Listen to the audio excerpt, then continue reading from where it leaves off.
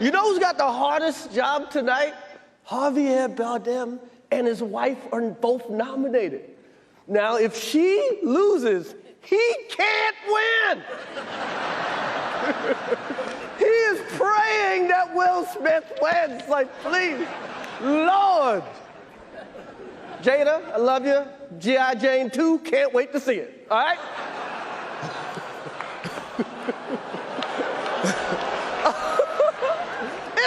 That was a nice one. Okay. I'm out here. Richard. Oh, wow. Wow.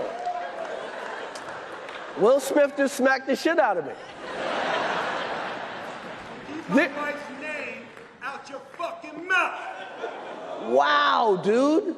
Yes. It was a G.I. Jane joke. Keep my wife's name out your fucking mouth! I'm going to, okay?